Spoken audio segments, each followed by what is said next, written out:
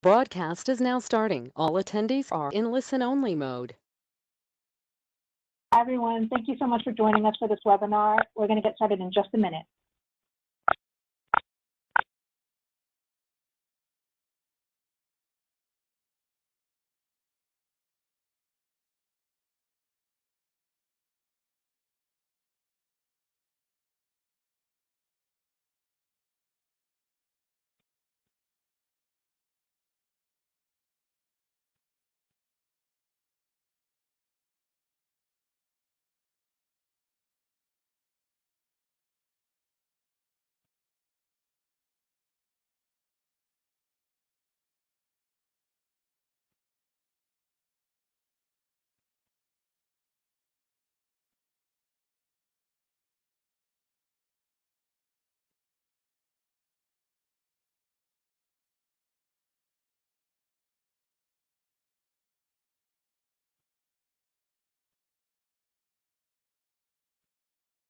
Hi, I'm Angela O from the Pew Charitable Trusts. I work on the State Fiscal Health Project, which helps states advance data-driven decisions to build fiscally well-managed states. Thank you for attending this webinar. State and local policymakers face the challenge of forecasting the effects of the pandemic on their budgets while also managing the current impact of the virus thus far. During this webinar, we will discuss how the District of Columbia, which operates as a city, county, and state, is forecasting and managing the budgetary impacts from the COVID-19 pandemic. Today, we'll hear from Norton Francis, Director of Revenue Estimation with the DC Office of the Chief Financial Officer. Norton was a senior researcher at the Urban Institute State and Local Finance Initiative, and he was also the chief economist for the New Mexico Legislative Finance Committee. Don Boyd, co-director of the State and Local Government Finance Projects at Rockefeller College at the State University of New York at Albany, and principal of Boyd Research, will provide remarks and moderate our Q&A session. You can submit a question at any time by clicking on the gray control panel on the right side of your screen. Once you do so, enter your query in the questions box. We ask that you please include your state. I'll now turn the time over to Norton. Hi, Angela. Thanks a lot for the introduction and for inviting me to share our experiences with COVID-19 and budget planning. At the outset, the opinions and viewpoints presented here are my own and do not represent the Office of the Chief Financial Officer. Let me also say that I'm a revenue estimator, and my knowledge of the budget is really on the revenue side. And even then, I'm pretty much limited to locally sourced revenue, like taxes, license fees, et cetera, rather than federal grants, for example. For today's discussion, I want to give a little background, talk about COVID and our approach to ensuring the district budget remains in balance, and then an admittedly premature diagnosis and summary of some of the things we've learned. Next slide, please. Next slide, please. Thanks. First, a little primer on the district. The district, as you mentioned, operates as a city, a county, and a state, and has the mix of revenue of all three levels of government. We do potholes to public education here. Our general fund revenue was about $9.6 billion in fiscal year 2019, which ended September 30th, 2019. And this does not include federal grants. About 2/3 of the revenue comes from income and property, and then about 18% from sales taxes. Of the sales taxes, about half comes from hotels and restaurants by virtue of those rates being much higher than the general retail rate, and that'll become more important later, as you'll see. We have a balanced budget requirement like most states, but ours has to be balanced over a 4-year financial plan. So we have to be much more explicit about one-time revenues and expenditures. Much more so than other states, because the plan goes out 3 years beyond the budget year, and we have to balance the whole plan. The district has a complicated, and the balanced budget requirements are imposed on us by the Home Rule Act, which is a federal law. The district has a complicated relationship with the federal government, and while we now have control over our local revenues, to budget according to our needs, our budget still goes to Congress for review. As a result, we can't pass a budget the night before the fiscal year ends. We have to have enough time for Congress to approve it or review it before it can go into effect. And to ensure enough time, the council usually tries to get the budget passed and submitted to Congress in June or July so that it'll be ready by October 1st. Next slide, please. I know it seems impossible, but let's try for a minute to go back to 2019. In the winter and spring of 2019, the district economy looked like it was slowing, particularly after the 5-week federal shutdown that started December 22nd, 2018. But then things turned around and employment grew over the summer, particularly with the higher paid professional sector. Population had grown significantly from 2005 to 2015, but had started to slow, even though new people were still coming to the district and wanting the urban lifestyle, prompting significant economic development. The district became a foodie hotspot with new world-class restaurants opening every month, and major conventions were showing up to use our facilities. When we closed the books on fiscal year 2019 on September 30th, we had reserve levels of $1.4 billion, about 17% of expenditures, and a surplus of $323 million, which was destined for housing and other capital projects. Next slide. However, it had been 10 years of expansion, and the cycle predicted that a recession was coming. It had been the longest expansion in history. And the yield curve, an oft-cited predictor of recessions, was inverted most of the summer of 2019. Throw in a trade war, and nationally a coming recession was being discussed among forecasters with varying timelines, though few would build it into their forecast. In the district, we were seeing population slow and a housing affordability crisis, trends that could slow our economy. We were nervous, and in our September 2019 revenue letter, we warned that the risk of recession was increasing. As an exercise, and also to reinforce our reputation as a fiscally responsible city and preserve our AAA credit rating, the CFO asked the Office of Revenue Analysis, my office, to develop a recession scenario. This was essentially a stress test to see what resources we had available and how we could deploy them in case of a recession. Next slide, please. The scenario we prepared was for a modest recession, and it was primarily an exercise to identify reserves that could be used and what policy actions are required to fill any remaining gap. For the moderate scenario, which we thought was most likely, we laid out these options. As noted by the red mark, the district has to balance, or as I've previously said, the district has to balance over 4 years. And we have some required paybacks on our reserves. So whatever is used today must be paid back according to schedule and still balance the budget. We determined, as you can see from the table, we determined that we had the flexibility to weather a moderate recession in the first year with no legislative response required, and cut the gap in half the second year, giving policymakers ample time to deliberate a response. The measures we identified were use of the reserve funds, reallocating capital funds from the 2019 surplus, and various treasury tools like delaying excess bond payments on debt service and refinancing outstanding debt, taking advantage of our credit rating.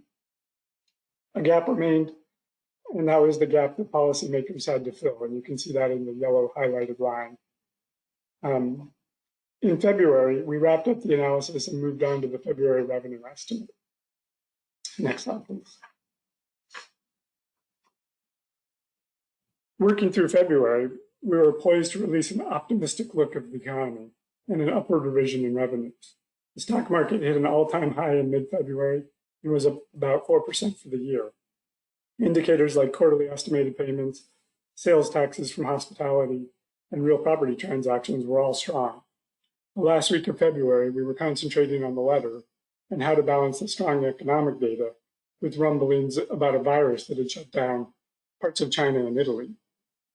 At the time, we were worried that the virus would disrupt supply chains and international travel, since Chinese tourism and business travel are important to the district economy. And the US had just announced a limited travel ban from China. The draft letter we had composed warned of these risks, but remained optimistic about the direct impact on the district economy. Our release date was February 28th. On February 24th, the S&P 500 dropped 3% in a day, wiping out all of the gains for the year, and then 3% the next day. On February 27th, the S&P dropped another 4.5% for a total of 13%, officially a correction, and it appeared to be in free fall. Plus, the yield curve, the spread between the 10-year US Treasury and the 3-month Treasury, had inverted again. As a result, the CFO decided that we should not revise the estimate at this point, and the letter was rewritten to reflect the new information. We left the estimate mostly unchanged from December. We added some revenue in 2020 because of the strength of the first 5 months, but reduced sales tax revenue to reflect a softening of tourism and international travel. Next slide, please. On March 9th, we presented the recession scenario to the council at their retreat. The scenario projected a recession beginning in 2021. After all, we didn't want to alarm anyone. At the same retreat, the mayor briefed the council on a coronavirus monitoring program, and then the world changed. The very next week, most DC employees were sent to work from home, and schools were closed, initially through March, and that was extended through April, and then again through the summer and into the fall. Additionally, stores, hotels, restaurants were either closed or severely restricted, and most office workers, including the federal government, followed with telework requirements. It's important to note that there was no precedent for the speed of the decline. Other disasters, such as Katrina, for example, that shut down a local economy, usually had mild or relatively small effects on the broader US economy. This is important as there were no external supports we could rely on. We're all in the same boat across the states. Next slide, please. As you can see, the impact was immediate and severe. The first chart shows initial claims for unemployment, mostly concentrated in restaurants, hotels, business services, and retail. 3/20 was the date the claims were reported, and as you can see, this chart, you can see this across the country. The daytime population, as illustrated by smartphone usage on the right, was cut in half as tourism, conventioneers, business travelers, and commuters all stayed home. Hotels and restaurants bore the brunt, as you can see, by OpenTable and STR data. Hotels went from 73% occupancy the first week of March to 9% by the third week. And March and April are among the busiest months for tourism in DC. OpenTable reservations, like a lot of cities, went to zero and remained there until May, and is still only hovering around 20% of last year.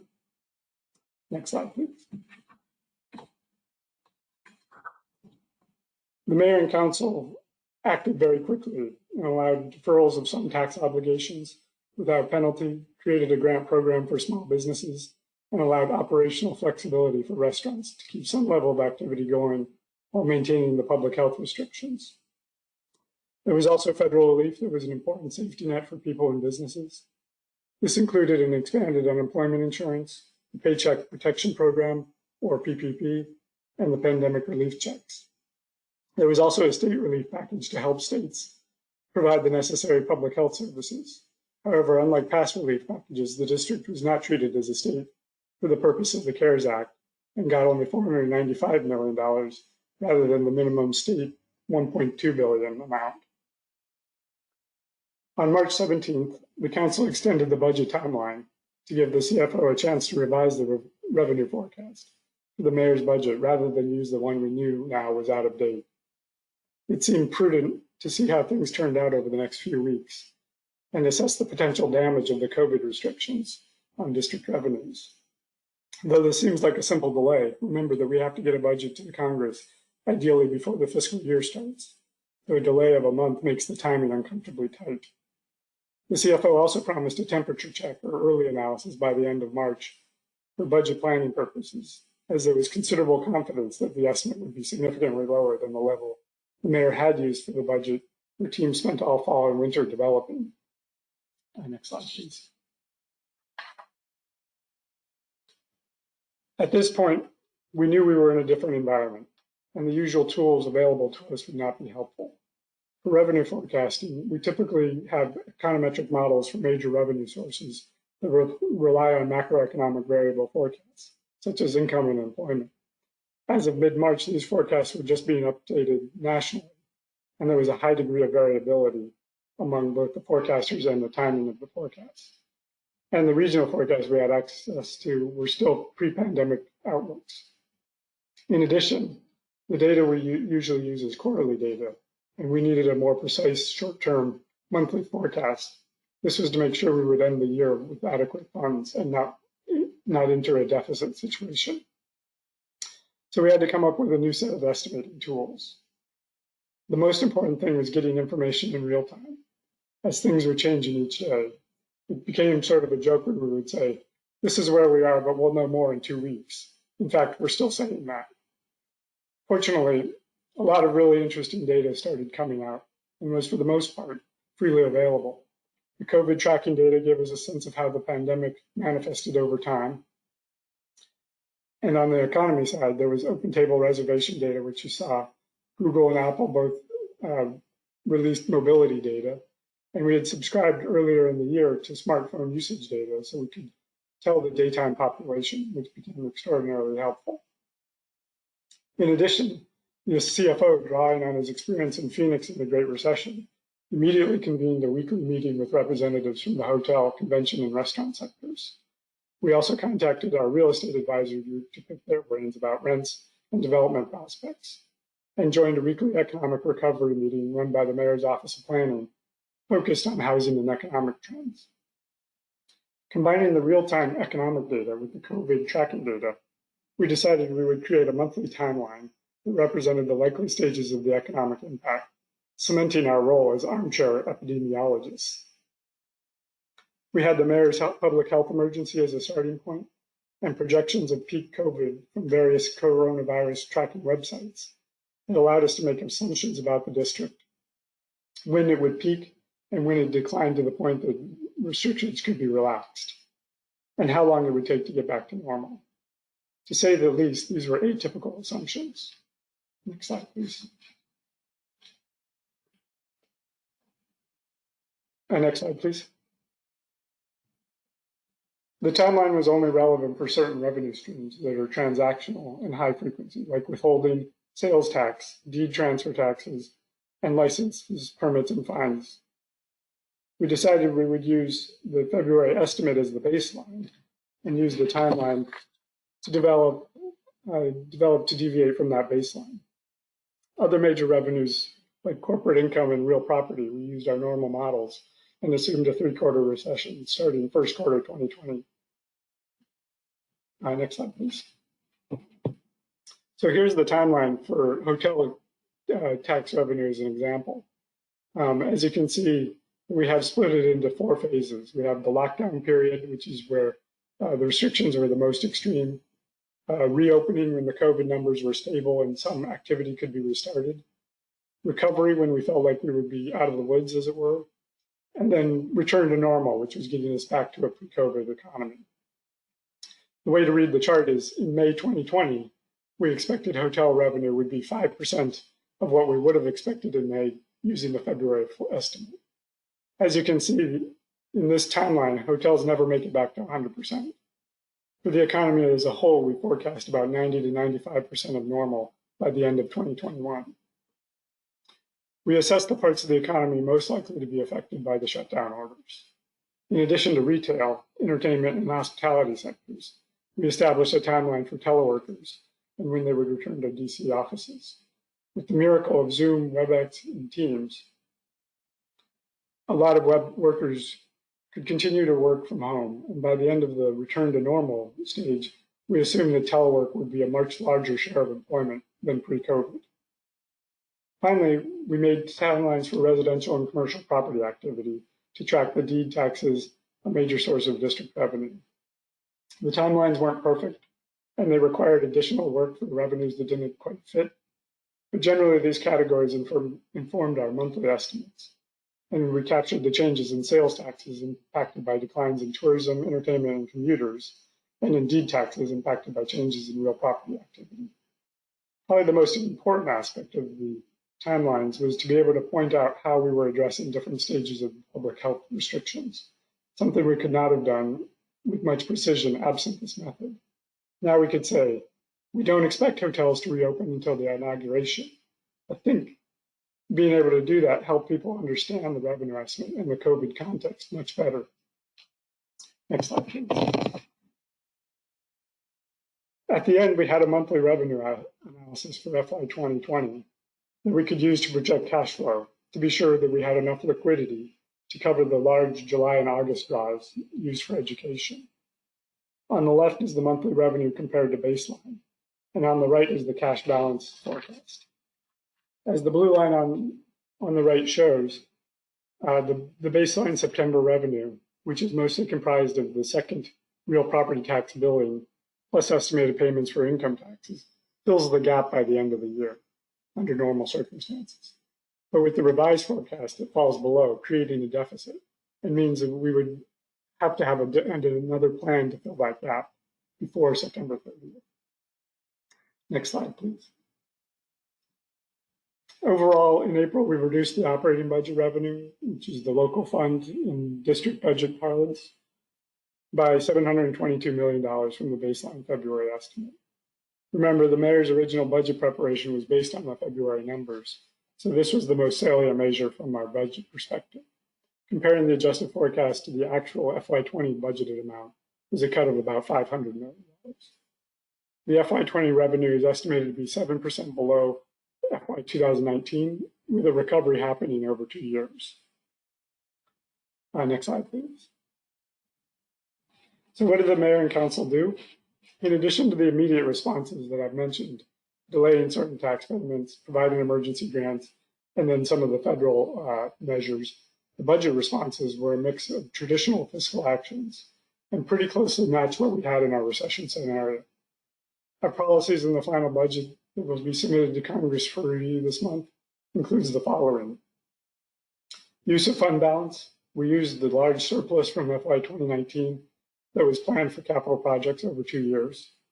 We also used the fiscal stabilization reserve over 2 years, which is the most flexible of our reserve funds, and which has to be paid back in 2023 and 2024.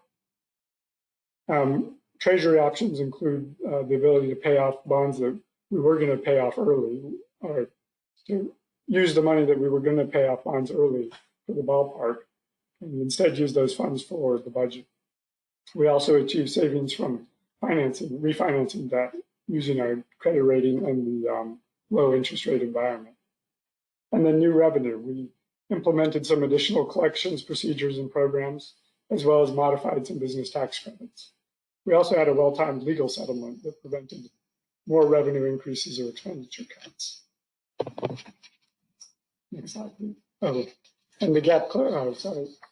If you could go back a slide. The gap closing were the traditional ones that most states put into effect. Freezing cost of living adjustments, freezing pay raises, and then also freezing travel and hiring for the short term. And we still have about $1.2 billion in reserve funds at the end of FY21. If things change dramatically, and any surplus at the end of FY 2020, which ends in September. And so we should still have a cushion if things change dramatically. Next slide, please. So the diagnosis, where are we now? We just got the July cash numbers, and we appear to be a little ahead of our April estimate, but mostly we were able to capture some of the drops. We're waiting on the second real property payment, which is 18% of annual revenue, and that happens in September. But there does not appear to be any ominous signs in the data. There's also another quarterly estimated payments for both individual and business income taxpayers in September, which is a significant amount. That one we're a little less sure of, since the first 2 quarterly estimated payments were paid in many cases without the benefit of having the 2019 tax return finished, which was filed only in July. So instead of 7% decline, we may have 5 or 6%, depending on how these quarterly payments and the second billing turns out. On the other hand, we're adjusting our original timeline to reflect a longer period of recovery, and that will affect FY 2021, which starts in October. In April, we expected to be done with phase 2 by right about now and move into phase 3 this fall, easing restrictions on gathering size and allowing more entertainment and dining options. But in May, the mayor's reopen task force reported 4 phases that will change our timeline somewhat. First, phase 4, what we were calling return to normal, won't happen until there is a vaccine. And the parameters around the recommendation mean many large gatherings will be restricted, impacting conventions and large events. Given the health statistics now, moving out of phase 2 to phase 3 has also been delayed more than expected. We're putting the timeline for FY21 together now and plan to use it in the September forecast. Next slide, please. So as far as what we got right, our timeline seemed to work pretty well for the targeted taxes, like sales and deed taxes. Plus, we got most of the deferrals of sales and property tax right, which was a main source of concern for the cash flow projections, since the money came out of March and April and got put back in June and July. These were allowing hotels to defer their first payment property payments till June, and then also deferring all of the income tax returns till July. And we also gave non-hotel retailers an opportunity to defer their sales tax remittances that they collected in February and March until June. As far as what we got right, fortunately, there were some good misses.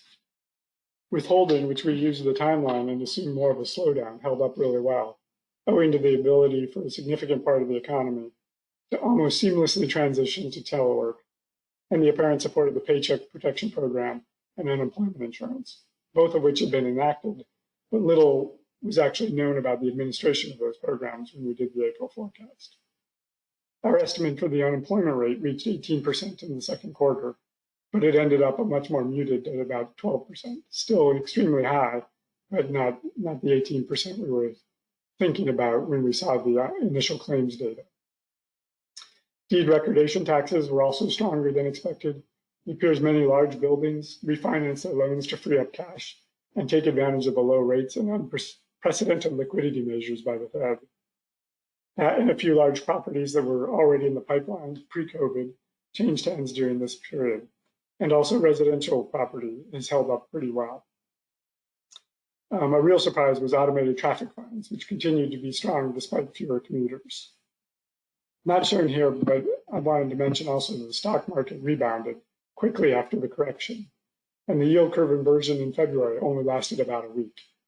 Both of these are confounding, as the stock market seems to be driven by a few high-tech companies, and the yield curve may not be inverted, but long and short-term rates are near zero due to the federal liquidity stimulus and the Fed actions. Next slide, please. So the major lessons from this exercise, the main lesson was how helpful it was to have the recession planning done so recently. Through the fall and winter, we had many discussions with the budget and treasury teams about how reserve funds could be used, what tools were immediately available, and what policies should be considered in the short, medium, and long term. Next, the reserve levels and the year-end surplus was obviously critical to balancing the current year without drastic mid-year cuts. Both the recession plan and strong finances gave the CFO and policymakers critical breathing room to respond to COVID thoughtfully rather than under extreme pressure. These two things together made it possible to get out in front to obtain short-term financing as well at low rates. Because we already had a plan and we have a AAA rating, we had no problems getting extra borrowing flexibility to address any cash flow concerns and put measures in place in early March or mid-March. The value of this can't be overstated, as many state and local governments had trouble accessing bond markets in March and April. Finally, the ability to be flexible in our estimation and identify new data sources gave us a flight plan in a really unknown landscape. But we're not done. Ultimately, we have to derive a new baseline rather than the pre-COVID February estimate. But for the time being, that remains the time when things in the estimation world were normal. So we'll probably rely on it until some of the data works itself out.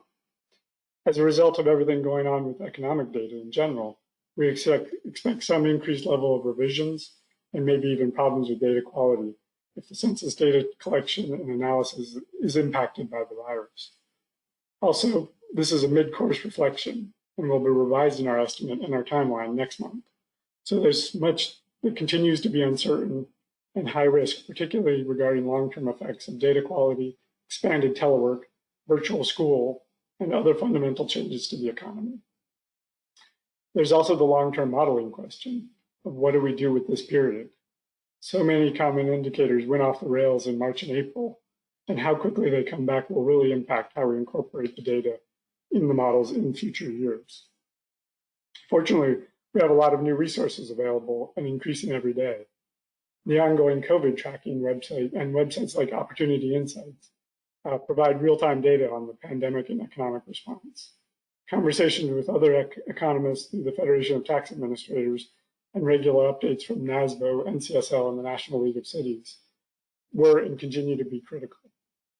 Plus, the sheer quantity of analysis that is coming out of think tanks like Pew, Urban Institute, and others needs to be recognized.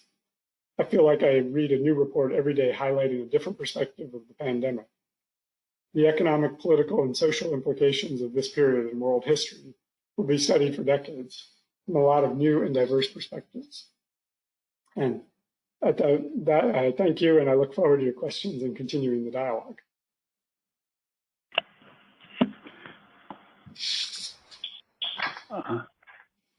Thank you. Hopefully I can now be heard. That was great, Norton.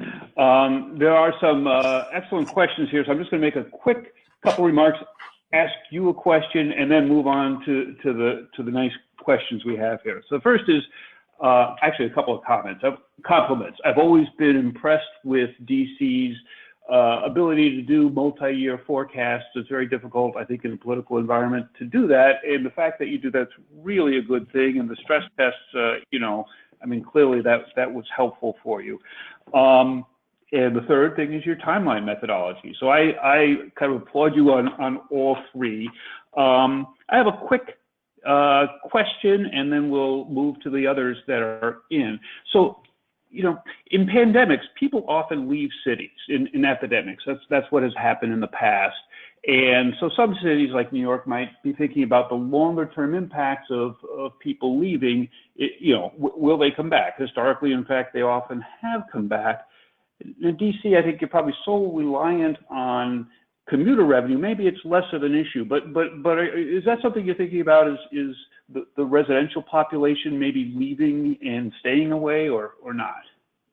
I think it's something we're definitely looking at in terms of particularly all of the apartments that have been built over the last few years have tended to be smaller footprint apartments. And so whether there's a trend to move to places where people can have yards and other amenities that apartments don't provide, and balancing that with the amenities urban areas do provide, will be the big question going forward. I think from our perspective, we can't tax non-resident income already. So to the extent that the people that are staying home teleworking were non-DC residents in the first place, it's not going to affect our income tax revenues. It does. We're most worried about is the teleworking, and then what that does to both our downtown restaurant scene as well as office space use in our commercial properties. Great, thanks. So let me move to a couple of the questions we have. They're quite good. So first one is, on an earlier slide, you mentioned that you used credit card transactions to help develop your timeline. What do you mean by that? Credit card transactions from where? So we subscribe to a service that I don't know some of the specific details. It's Thesos is the name of it. And they basically, the credit card data was part of the Opportunity Insights and another group called Earnest.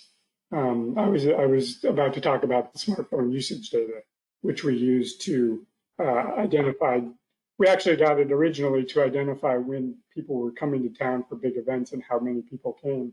And it turned out to be extremely useful when everybody left the district, or people stopped coming into the district during the day.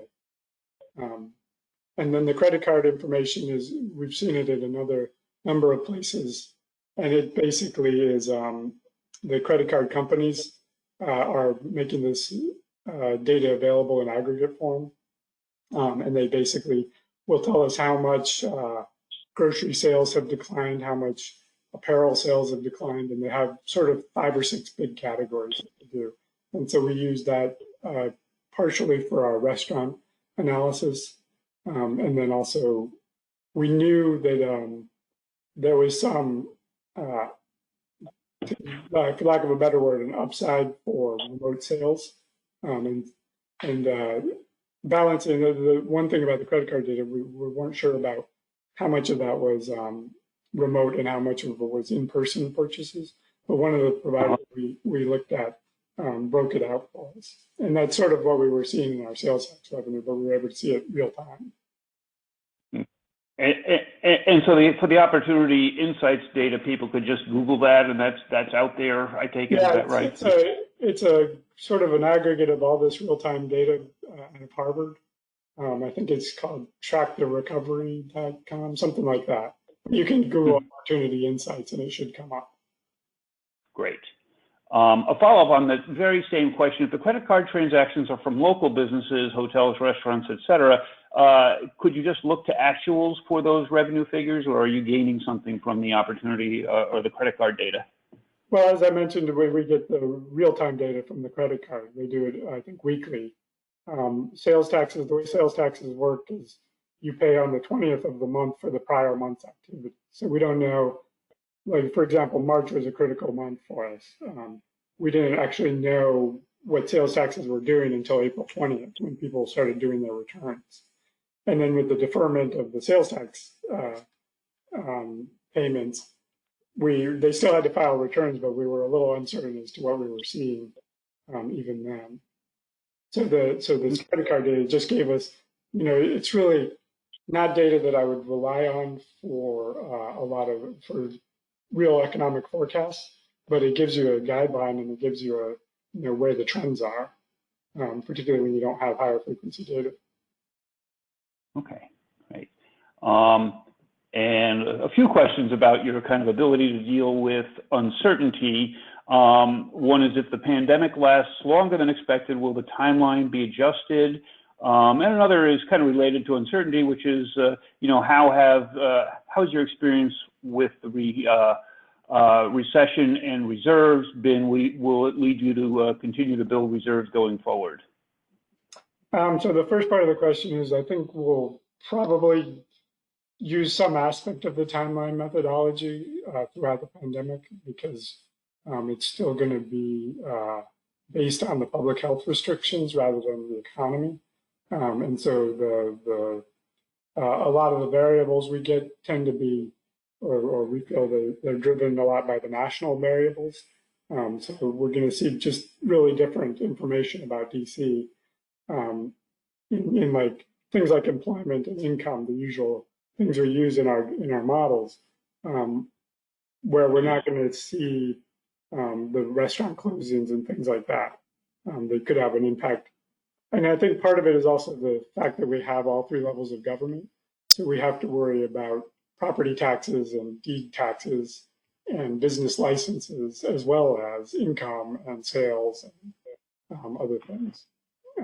The second part of the question was, can you repeat that part of the question again? Whether you'll be able to build reserves, whether this experience has led you to expect to, want to, and plan to build more reserves. Yeah, I mean, we currently have a fairly sizable reserve level. I mean, the benefit of the surplus at the end of 19 really helped out in that a lot. So we were, what dollars we were allocating to capital projects, we were able to move over to shore up the FY20 numbers and part of the FY21. So we still have a pretty good reserve balance. The weird thing, or the strange thing about DC reserves is we're required by federal law to have essentially 6% in reserves, and it's actually fairly difficult to use. and we have to pay it back in the next fiscal year. So it's very stringent, and so we have high reserve levels, but accessing them isn't always easy, particularly in an emergency situation. Great, thanks. We have a question about stress testing, and I want to add on a question to that I had that's kind of related. So you're in a world where you have to budget with point estimates at the very same time that you know all your point estimates will be wrong. And maybe that's harder for policymakers to deal with than for forecasters. So the stress testing question is really, do you expect to update that? And now that we're in a pandemic or recession, and how you might go about doing that. And my related process question is just kind of, how you condition or deal with policymakers who would much prefer to have you tell them this is the number. Right. Well, I mean, so we have to do the stress testing sort of ad hoc in a way, because, like you said, policymakers need one number. They can't budget to a range. So whatever we end up saying is going to be the number that they will use for the budget. And like I said, it can't be plus or minus. So we always have to do point estimates. In terms of providing a range, we usually, when we're preparing the revenue estimate, typically look at ranges as part of our normal process to make sure that we're not too far out of field. And for the stress testing, the other benefit of spending the whole fall sort of working on some of this recession scenario analysis is we developed additional modeling tools that we can sort of now run much more precise scenarios with using employment and income and things like that. And so hopefully, I mean, we'll probably, rather than running recession scenarios, we'll probably run scenarios about the future outlook. So we won't say, oh, well, there might be a recession coming on. Now it'll be, if employment gets worse by this much, here's what it's going to do to revenues. Okay, great, thanks. Another question is, do you collaborate with neighboring states, Maryland and Virginia, for example, regarding how pandemic-related losses in the districts might possibly be Maryland and Virginia's gain, in the sense that some of those commuters go there or are there? We have a very collaborative relationship with Maryland and Virginia, and we welcome the cross-border competition. But no, I think it's hard to gauge that. The way the flows of particularly the commuters work, it's going to be really hard to know what is Maryland and Virginia's gain versus our loss, especially since we can't tax the income of Maryland and Virginia residents. So assuming that the restaurants reopen there, I mean, they'll be able to capture more, daytime income than they would have otherwise. But in terms of collaborating, their border communities versus their whole state are different economic animals. So it's not always easy to collaborate with the state level people. That said, we have a great relationship with them, and we have, through the Federation of Tax Administrators, we talk to all the economists doing the same kind of job across the country. Okay, great. So one person has asked, just want to, let's see, is the April forecast still the current official one? Just a clarification, and are there updated numbers for fiscal 20 and 21 published, or will the new numbers be published September 30? Very, very specific, must be a local person. We were originally planning to do one in August, sort of before we submit to Congress, check on the revenues, particularly if we thought that the revenues were going down a lot. August came around, and you saw from the slide that we were pretty much on track with our April forecast. So we decided, because of the uncertainty with the September real property payments and the estimated payments, we would go back to the old schedule of delivering the revenue estimate on September 30th. So right now, the April one is the official one, and then the slide that was in the slide deck, those are the official local bond local budget numbers. And we'll on September 30th, we'll republish numbers. And we do it 4 times a year in the district. Usually it's the last day of the quarter, but around budget time, it's a little different. Yeah. Let me ask you a question that's not on the list. I think we've covered most of what's on the list, but I think we're getting more coming in. But your relationship with the feds, how closely do they review your budget, and how amenable were they to having less time to do what they do? So it's usually, under normal circumstances, it's usually what's called, a no vote review or something. I mean, they don't have to spend any time on it. If the 30 legislative days is passed, it's automatically considered approved. So the thing is, the real complicating factor is 30 legislative days is not 30 regular days. So we're always sort of trying to forecast. And usually in August, there's a long recess. So the 30 days, that's why we need most of September and some of July just to get through 30 legislative days. In terms of what they look at, a few years ago, we got a greater control over our local budget provisions. Those are the taxes we raise locally from DC residents and DC businesses. The federal component is still part of the federal budget, so it goes into the Appropriations Act, just as normal federal appropriations. And then, but they still do have oversight over the budget, so they can come in and ask questions, or have, in the past, they've done some riders on the legislation. So there's still a significant oversight role for the Fed, for the Congress. Okay, great. We have a couple more questions in, so I want to get to them, but I want to ask a follow-up on that, okay? Because as a former estimator, I would have been aghast to have to lock down numbers several months before the budget. Yeah.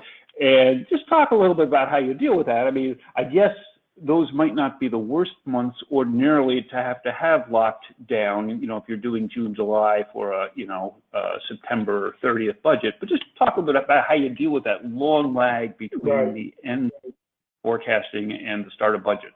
Yeah, so I can give you sort of an overview of the timeline, the calendar of DC budget. Usually the December revenue estimate is primarily used for the mayor's budget recommendation, going to the agencies and building the budget up. And then the February one is the official one for the budget. And, whatever changes from December, the mayor has to accommodate. And then she releases her budget typically in middle March or end of March. And then the council gets the budget. And the way it typically works is from February until we're done with the budget, there's not a new revenue estimate. But on June 30th, we release a new revenue estimate because we're required to do one every quarter. The date is unspecific, but we're required to do one at each quarter. And so that in past years, June 30th is always like right around the time that the council approves the budget. And usually they do it, and then we do the revenue estimate. And if there's going to be a major problem, like we know, something has happened, a disaster or something, there's still opportunity in the timeline for the council to come back in July and do the budget. But generally, it works. They don't want to have 2 different numbers to do the budget because it creates a lot of consternation. And so by the time the September one rolls around, the budget's usually been approved by Congress. So in normal times, it's the June one that's the most time sensitive because it's right around the time we're passing the budget, but we have not submitted it to Congress yet. Mm-hmm. Great, thanks. So we got a few more questions. So one is, are there any budget challenges that are specific to DC because it's being treated as a city, county, and state? I think Well, I mean, the challenge is there are more revenues to forecast. That's my challenge, not a DC challenge. But it actually helps us in a lot of ways because real property is sort of countercyclical. It basically it's still strong when there's a recession where other taxes are falling down. So if you think of a 3-year cycle of revenues during a recession, you have the sales taxes, which will go down right away during a recession, and then the income taxes, which will go down usually towards the end of the year or the next year when final payments are done and the returns are filed. And then real property hits the 3rd year after assessments and appeals and the bills are paid. So like, for example, this real property payment that's coming up in September is actually based on 2019 information. So we don't have a decline because of COVID.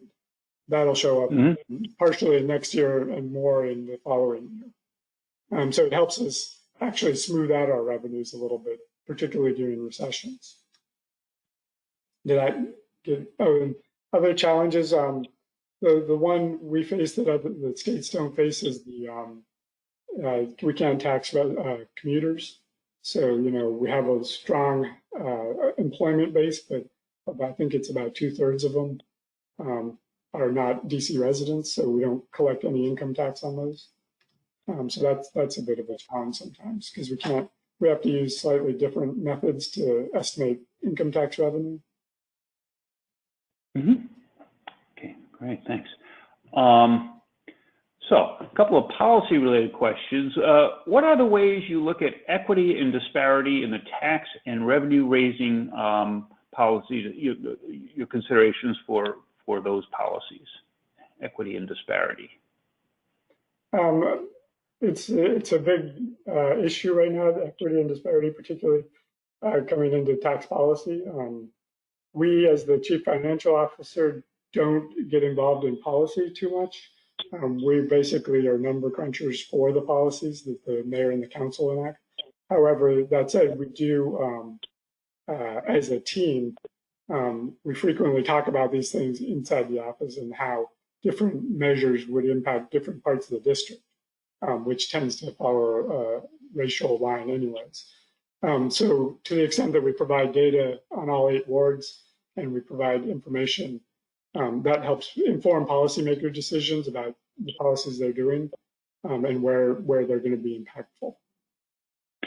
Because you probably have the technical skills on your team to do a lot of the, maybe the micro simulation modeling or other things, do you find that you then do some of the estimates, even if they are the other groups are doing the policy development and negotiation, or do they do their own estimates?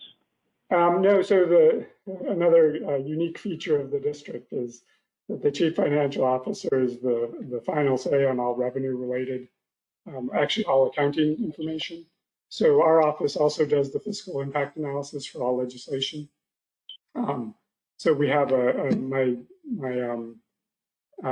next door neighbor team does fiscal impact analysis, and then my group does all the revenue related analysis.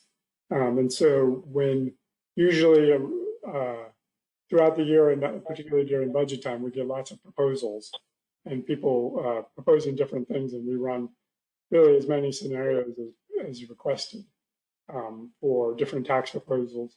And if, we'll typically provide the information in fiscal terms, but if there's something new or, for lack of a better word, exotic, we may put in additional information about, other states and kind of what the proposal how it might impact the district. Okay, great. Another policy-related question, has any element of the revenue forecasting been affected by public pressure around racial equity and tenant organizing in relation to this budget cycle? I guess it has it. In relation to this budget cycle, I mean, the best I can say is we take into account some of the rent payment issues. I mean, I don't think that gets at the questioner's question, but we don't It's kind of hard to think about that question from the accounting standpoint that we're used to, and there was nothing specific to tax-related racial equity that came up in the budget that I'm immediately aware of. I could be wrong. Okay. I just want to say that, I mean, it's not to discount these issues. It's just that the role of the chief financial officer is a little different. We get involved in discussing legislation with council members and mayor staff, and have informal conversations. But our role really is to balance the budget every year and do the financial plan, and so that's what we're mostly watching out for. Yeah. Great. So we have a couple more questions. So one is, and we're coming close to the end, but we'll get to any that we have time for. So what metrics for COVID-19 have been most useful for revenue projections, and do you use local or national data or both? Probably the most useful for it has been the various scenarios that the COVID tracking groups do. There's the Johns Hopkins, and then there's the one in Washington State, I think. And then all the newspapers have their own. So that gives us a real opportunity to look at other states and other countries to sort of see, if we do these things, what is the most likely path of the virus? Because the economics aren't really the issue now. It's the public health response. Right.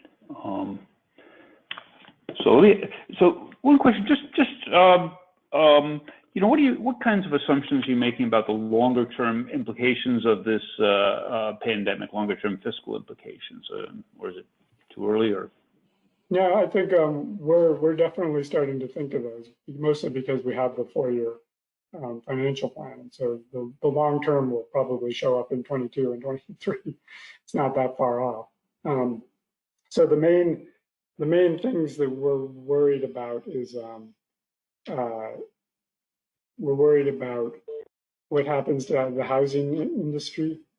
We're worried about what happens to the office space industry, particularly with teleworking. And we're worried about, I'm trying to think of the other concern. Oh, and this long-term prospects of urbanization and the attractiveness of urban areas. So those 3 things are the things we're spending a fair amount of time on right now as we're doing our regular forecasting. Okay, great, thanks. I'm gonna there's one last question that came in, and we have to turn it over to Angela, but let me get to that question, and then we'll turn it over to Angela, which is, are you factoring in the outcome of the November election into your estimates? If you know the outcome, please tell us. All I can say is that we have a plug in our estimate usually for the inauguration, because that's a big, regardless of who wins, that's usually a big month for us. And this year it's going to be a little subdued, just because of the COVID responses. As to the election, somebody will win and then DC will move forward. If we had more time, we would definitely ask you to say what you think would happen on a scenario or another, but we have to cut it and turn this over to Angela. So listen, this was great. Thank you. Yeah, no, thanks a lot. Yeah. Thank you. I just again wanted to thank Norton and Don for being panelists on this webinar. It has been really, really informative. Just a couple notes as we wrap up. You will receive a survey about this webinar. We'd really appreciate it if you could respond. A recording of today's webinar and the material will be posted to our website soon at pewtrust.org. If you have any questions, please feel free to contact me using the information on the screen. And again, just thank you for your interest in this webinar and in Pew. Have a wonderful day. Thank you. Thanks. Thank you. Bye.